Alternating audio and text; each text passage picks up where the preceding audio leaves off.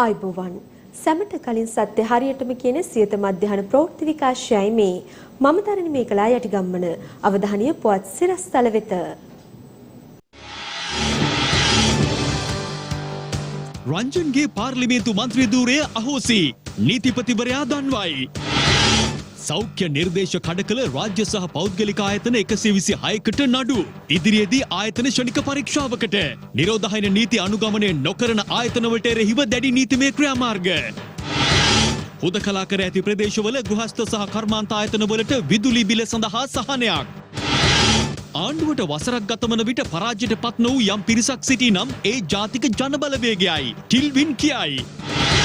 දේශපාලන පලිගැනීම් පිළිබඳ ජනාධිපති කොමිෂන් සභාවේ තීරණ සහ නිර්දේශ ක්‍රියාත්මක කිරීමට කැබිනට් අනුමැතිය.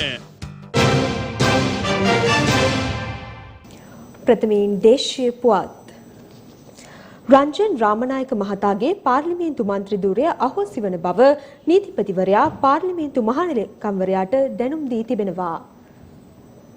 අධිකරණයට අපහාස කිරීමේ වරදට වසර 4ක බරපතල වැඩ සහිතව සිරදඬුවම් නියම වී සිටින රංජන් රාමනායක මහතාගේ පාර්ලිමේන්තු මන්ත්‍රී ධූරය අහෝසි වන බව නීතිපතිවරයා පාර්ලිමේන්තු මහලේකම්වරයාට දැනුම් දී තිබෙනවා. මෙම දැනුම් දීම පාර්ලිමේන්තු මහලේකම්වරයා වෙත යොමු කර ඇති බවයි නීතිපතිවරයාගේ සම්බන්ධීකරණ නිලධාරණී රජයේ අධිනීතිඥ නිශාරා ජයරත්න මෙනවිය සඳහන් කළේ. අධිකරණයට අපහාස කිරීමේ චෝදනාවට වරදකර වූ රංජන් රාමනායක මහතාට පසුගියදා බරපතල වැඩ සහිතව සිව් වසරක සිරදඬුවම් නියම වුණා. මේ වන විට රංජන් රාමනායක මහතා මේගමුව පල්ලන්සේන තරුණ වරදකරුවන්ගේ විශෝධන මධ්‍යස්ථානයේ රඳවා සිටිනවා. මේ අතර රංජන් රාමනායක මහතාගේ මන්ත්‍රී ධූරය අහෝසි වීම සම්බන්ධයෙන් විපක්ෂ නායක සජිත් ප්‍රේමදාස මහතා අද පාර්ලිමේන්තුවේදී අදහස් පළ කළා. රංජන් රාමනායක මන්ත්‍රීතුමාගේ පාර්ලිමේන්තු වරප්‍රසාද සම්බන්ධයෙන් ගිය සතියේ අපිට දැනගන්න ලැබුණා ශ්‍රේෂ්ඨාධිකරණය අධිකරණයට අපහාස කිරීම පිළිබඳව සිරදඬුවමක් රංජන් රාමනායක මැතිතුමාට තීන්දුව කර තිබෙන කාරණාව පිළිබඳව. ඒ තීන්දුවත් සමගම මැතිවරණ කොමිසමේ සභාපතිවරයා බොහොම පැහැදිලි ප්‍රකාශයක් කරා රංජන් රාමනායක මන්ත්‍රීතුමාගේ පාර්ලිමේන්තු අසුන මාස 6ක කාලයකට පසුව හිස්වන බව එතුමාගේ ප්‍රකාශයෙන් ගම්‍ය වන්නේ මාස 6ක් යනතෙක් රංජන් රාමනායක මැතිතුමාගේ පාර්ලිමේන්තු අසුන ඒ ආකාරයෙන්ම පැවතෙන බව කියන කාරණා. විශේෂයෙන්ම ආණ්ඩුක්‍රම ව්‍යවස්ථාවට අනුව රංජන් රාමනායක මන්ත්‍රීතුමාගේ පාර්ලිමේන්තු අසුන කිසිම අවස්ථාවක හිස් නොවන බව අපි පැහැදිලිව ප්‍රකාශ කරනවා. ආණ්ඩුක්‍රම ව්‍යවස්ථාවේ 66 වෙනි ව්‍යවස්ථාව, 89 වෙනි ව්‍යවස්ථාව, 91 වෙනි ව්‍යවස්ථාව, 105 වන ව්‍යවස්ථාව. මේ ව්‍යවස්ථාවන් කොටස් 4 දිහා බලනකොට බොහොම පැහැදිලිව කියන්නට ඕන කිසිම ආකාරයකින් රංජන් රාමනායක මැතිතුමාට එතුමාගේ පාර්ලිමේන්තු අසුන අහිමි වන්නේ නැහැ. මාස 6කට පසුව මැතිවරණ කොමිසම කියන ආකාරයට එතුමාගේ අසුන හිස් වෙනවා කිව්වත් අපි බොහොම පැහැදිලිව කියන්න කැමති එසේ ක්‍රියාත්මක වුවහොත් ඊට විරුද්ධව ගත යුතු සියලුම නෛතික ප්‍රජාතන්ත්‍රවාදී ක්‍රියාදාමයන් ගන්නට අපි සූදානම්.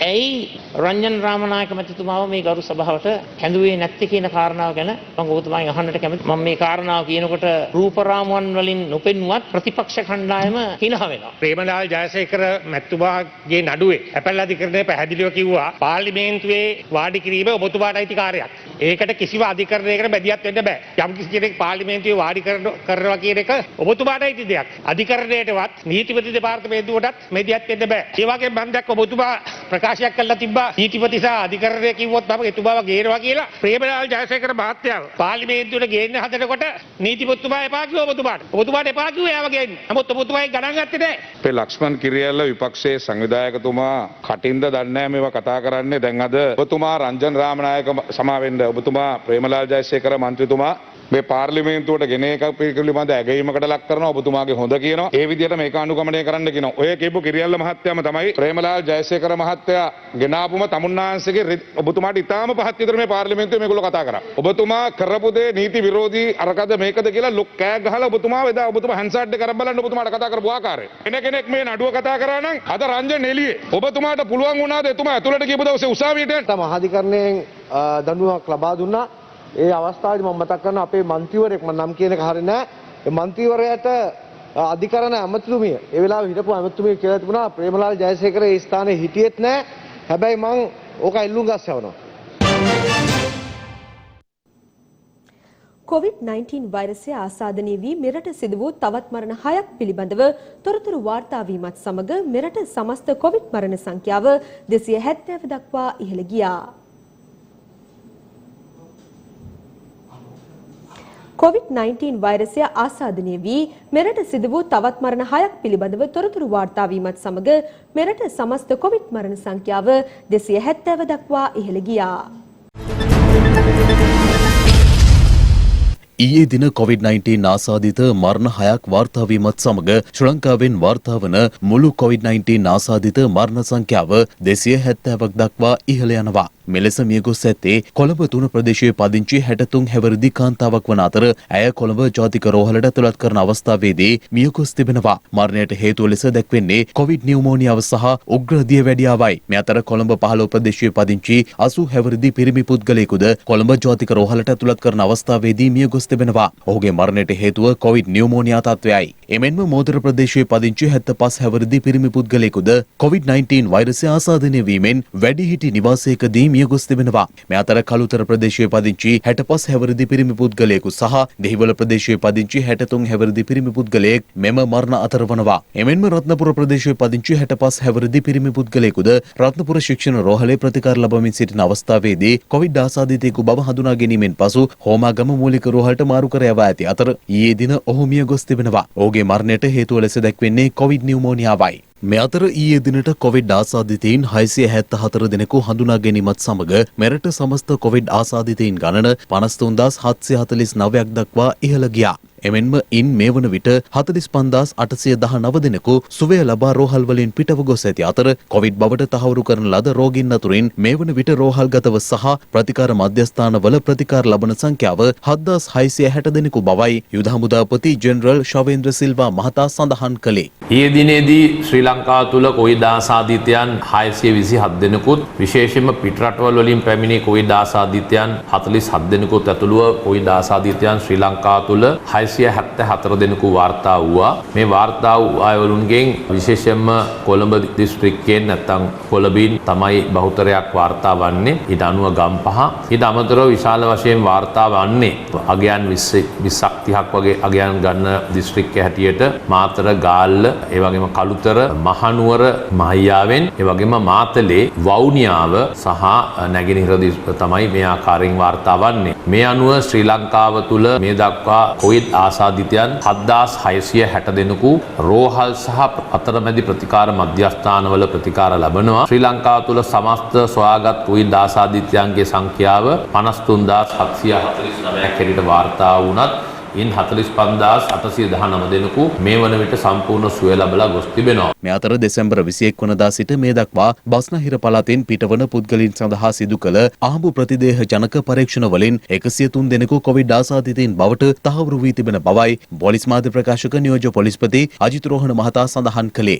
බස්නාහිර පළාතෙන් පිටවන පුද්ගලයන් 11000කට ආසන්න සංඛ්‍යාවක් සඳහා සිදු කරන ලද විශේෂ මෙහෙයුමක් බස්නාහිර පළාතෙන් පිටවන ස්ථාන 11කදී ක්‍රියාත්මක කරනු ලැබුවා. එමගින් 103 දෙනෙක් කොවිඩ් ආසාදිතයින් හැටියට හඳුනාගෙන තිබෙනවා. මුහුණු ආවරණ නොපරිදින ලද පුද්ගලයන් 2807 දෙනෙක් පමණ රැපිඩ් ඇන්ටිජන් හෝ PCR පරීක්ෂණ සඳහා යොමු කළා. එයින් 50 දෙනෙක් කොවිඩ් ආසාදිතයින් බවට හඳුනාගෙන තිබෙනවා. කොටුව, ඒ වගේම ගාලු මුවදොර ආශ්‍රිතව ගැවසෙන පුද්ගලයන් අහඹු ලෙස 385 දෙනෙක් පරීක්ෂාවට ලක් කර තිබෙනවා. මේ පරීක්ෂාවට ලක් කළ පුද්ගලයන්ගෙන් 18 දෙනෙක් කොවිඩ් ආසාදිතයින් බවට හඳුනාගෙන තිබෙනවා. ඒ වගේම ඊයේ දිනේදී පාරිසරික පොලිසිය, ප්‍රාදේශීය පොලිසිය සහ සෞඛ්‍ය බලධාරීන් විසින් ආයතන 10කට ආසන්න සංඛ්‍යාවක් පරීක්ෂාවට ලක් කර තිබෙනවා. ආයතන 122ක් පමණ එවැනි කිසිම සෞඛ්‍ය ආරක්ෂිත ක්‍රමයක් අනුගමනය නොකරන බවට පෙනී ගොස් තිබෙනවා. ඒ අනුව මෙම ආයතන 122 පරිපාලකයින්ට විරුද්ධව නිරෝධායන රීතීන් යටතේ කටයුතු කරනවා. දින 14 කාලය තුල මෙවැනි ආයතන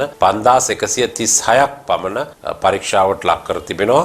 ආයතන 1004ක් පමණ එම සෞඛ්‍ය සිරිත් අනුගමනය නොකරන බවට පෙනී ගොස් තිබෙනවා. මෙම ආයතනවල අයිතිකරුවන් ඒ වගේම පරිපාලකීන් කළමනාකරුවන්ට එරෙහිව නිරෝධායන රීතීන් යටතේ නඩු පවරනවා. ඊයේ දින රාජ්‍ය අමාත්‍ය පියල් නිශාන්ත මහතා ඇතුළු පවුලේ සමාජිකයින් කිහිප දෙනෙකුට වෛරසය ආසාදනය වී ඇති බවට තහවුරු වීමත් සමග ඔහුගේ ආශ්‍රිතයින් මේ වන විට නිරෝධායනයට ලක් කිරීමට සෞඛ්‍ය අංශ කටයුතු කරමින් සිටිනවා. ඒ අනුව අමාත්‍ය ජී.එල්. පීරිස් මහතාද එලෙස නිරෝධායනයට ලක් කිරීමටයි සෞඛ්‍ය අංශ කටයුතු කර ඇත්තේ. මේ අතර සෞඛ්‍ය අමාත්‍යාංශයේ නිලධාරීන් 8 දෙනෙකුටද කොවිඩ් වෛරසය ආසාදනය වීම හේතුවෙන් එහි පළමු පෙළ ආශ්‍රිතයින් 74 දෙනෙකු නිරෝධායනයට ලක් කර තිබෙන බවයි සෞඛ්‍ය අංශ පවසන්නේ.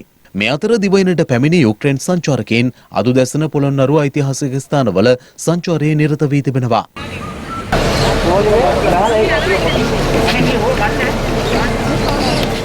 ඔවුන්ව පිළිගැනීම සඳහා විශේෂ උත්සවයක්ද සංවිධානය කර තිබුණා.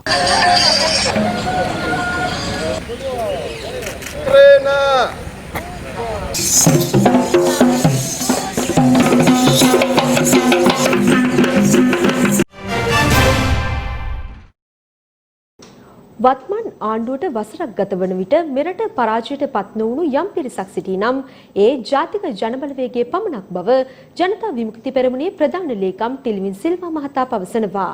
ඒ කොළඹ පැවති සම්මන්ත්‍රණයකට එක් වෙමින් දැන් අවුරුද්දකට වැඩි කාලයක් ගත වෙලා තියෙන ජනාධිපතිතුමන් පස්සේ මාස 14ක් දැන් අපි කවුරුත් දන්නවා මගතොටේ අපිට හම්බ වෙනකොට ඡන්ද දීපු අය ගෝඨාභය රාජපක්ෂ මහත්තයලා දෙනවන ඡන්ද දීපු අය පෙරදිලා ඉන්නේ. ඒ නිසා අපිට තාමත් නිහතමානී ආඩම්බරකමකුත් තියෙනවා.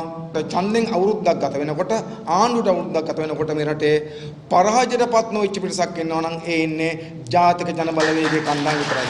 දැන් හැම එකටම හමුදා දාන්න පටන් ගන්න තියෙනවා. ඒ විතරක් නෙවෙයි ඒ පැත්තෙන් උත්තර හොයන්න පටන් ගන්න තියෙනවා. ඒ නිසා අනිවාර්යයෙන්ම ප්‍රජාතන්ත්‍රවාදයේ අකුලන ඒ පන්නේ පාලන කරා තමයි ගමන් කරන්නේ තියෙන්නේ. අපි දැනටමත් දන්නවා වරාය දැන් අත්‍යවශ්‍යව කරලා තියෙනවා. දැන් අපි අමතක කළේ හිටියට. වරායේ කම්කරු වැඩවර්ධනයක් කරොත් එහෙම ඉරේගෙන යන පුළුවන් ඒගොල්ලන්ව අත්‍යවශ්‍යව කරලා තියෙන වෙලාවක. ඉතින් අපි අහන ප්‍රශ්න තමයි වරාය අත්‍යවශ්‍ය සේවාවක් නම් ඇයි ඒක විකුණන්නේ? ඇයි ඒක 49 දෙන්න ඉන්දියාවට? ඒක අපි ගාව තියාගන්න බෑ. නිසා කිසිදු තර්කයක් මේගොල්ලන්ට නැහැ. අත්‍යවශ්‍ය වගේ නෑ මොකටද මර්ධනය ගෙන්න බලාගෙන. නිසා අපි වරාය සේවකයොත් ජනතාවත් අනිවාර්යයෙන්ම ඒක පරාජයටපත් කරලා වරාය රැක් ගන්න මේ සටන දිනන්න ඕනකම තියෙනවා. මේගොල්ලන්ට නැවත වතාවක් ජනතාවට වටවන්න තියෙන එකම ක්‍රමය තමයි ජාතිවාදී. නිසා ජාතිවාදී අවුස්සන එකයි බහුතර සිංහල ජනතාව ජාතිවාදී මානසිකත්වය තුළ තබා ගන්න එකයි තමයි නැවත ඡන්ද ගන්නවන් තියෙන එකම දේ. COVID-19 වසංගත තත්ත්වයේ හේතුවෙන් බලපෑමට ලක් වූ විදුලි පාරිභෝගිකයන් සඳහා සහන සැලසීමට කැබිනට් අනුමැතිය හිමි වී තිබෙනවා.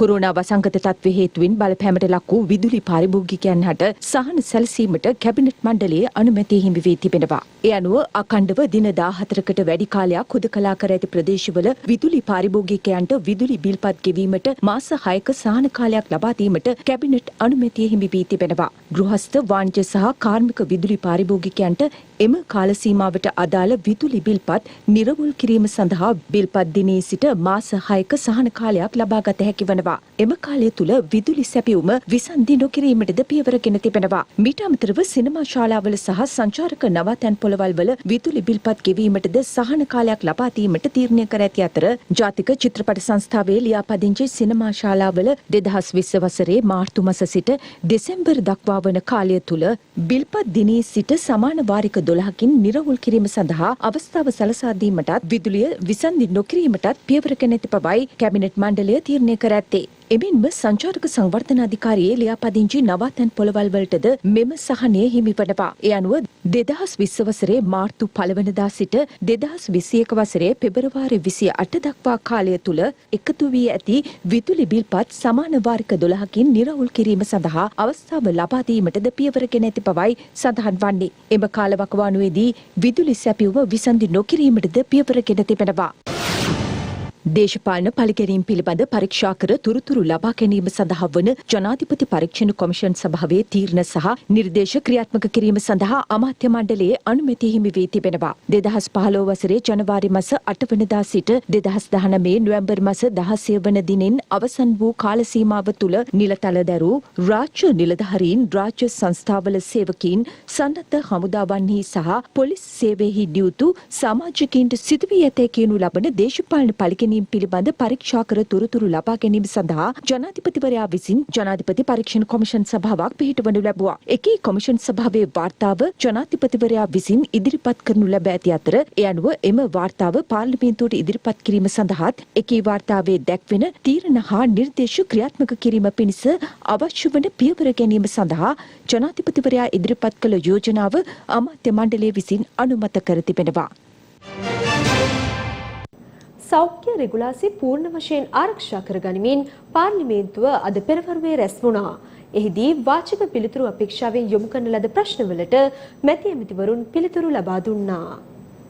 අපි දැක්කා මේ රටේ විශාල ආයෝජනයක විවෘත කරන්න ගිහිල්ලා ඉන්නවා. ඒතර අපි අහනවා ඔබතුමාල එක්කරන් ගිය අර සෙල්ලම් ටයර් විවෘත මේ හදන ටයර් ෆැක්ටරි විවෘත කරන්නද? එහෙම නැත්නම් යහපාලන රජයේ කාලේ යෝජනා වෙච්ච අපනයනය කරන මට්ටමේ මහා විශාල ටයර් කම්බල විවෘත කරන්නද කියලා අහනවා. ගරු කතානායකතුමනි මේ ප්‍රශ්නේ මට අදාළ නැහැ. පිළිතුරු දීතු ප්‍රශ්නයක් නෙවෙයි. හරි බොහොම ස්තුතියි. සහකාර පොලිස් අධිකාරීවරුන් විදියට නීතිඥ පිරිසක් බඳවා ගන්නවා අය 150 දෙනෙක් භාෂාව මත පදනම්. නීතිඥවරු බඳවා ගැනීම පිළිබඳව මගේ කිසිම සම්බන්ධයක් නැහැ. මේක සම්පූර්ණ බොරුවක්. අපි කවදාවත් නොකියපු දෙයක් අපි කිව්වයි කියලා සඳහන් කරලා ඊට පස්සේ ඒක අරගෙන තවදුරටත් මට ගහනවා. ඒ බඳවා ගැනීම වලට මම සම්බන්ධත් නැහැ. සම්පූර්ණ අමූලික බොරුවක්. මගේ අමාත්‍යාංශයට සම්බන්ධත් නැහැ. පරිසර ඇමතිතුමා කියනවා සිංහරාජේ මැද්දෙන් කිලෝමීටර් 1.8ක් පාරක් සංවර්ධනය කරනවා. පාරිසරික වාර්තාවක් ගන්න ඕනේ නැහැ කියලා. එතකොට මේ නීතිය තියෙද්දි කොහොමද ගරු ඇමතිතුමා කියන්නේ සිංහරාජ මැද්දෙන් පාරක් සංවර්ධනය කරනකොට පාරිසරික වාර්තාවක් ගන්න ඕනේ නැහැ කියලා. සිංහරාජයට අයිති කිසිදු ගසක් හෝ විනාශයක් සිදු වෙලා නැහැ. ඒ නිසාවෙන් අවශ්‍ය වෙන්නේ නැහැ.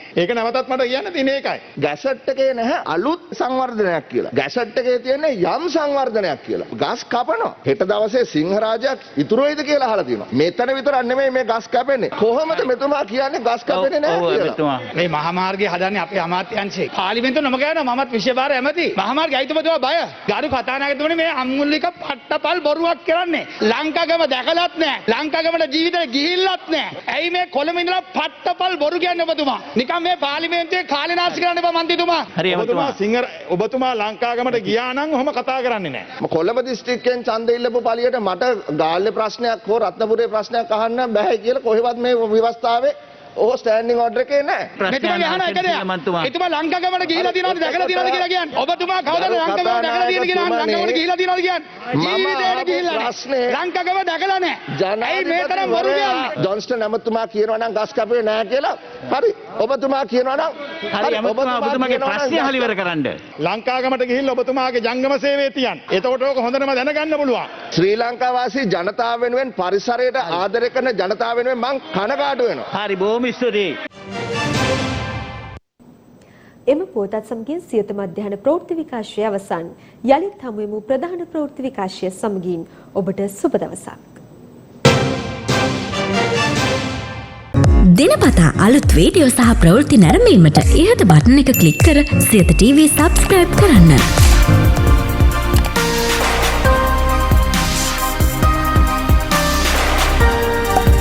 අලුත් වීඩියෝ ගැන මුලින්ම දැනගන්න මෙම සීනුව ක්ලික් කරන්න.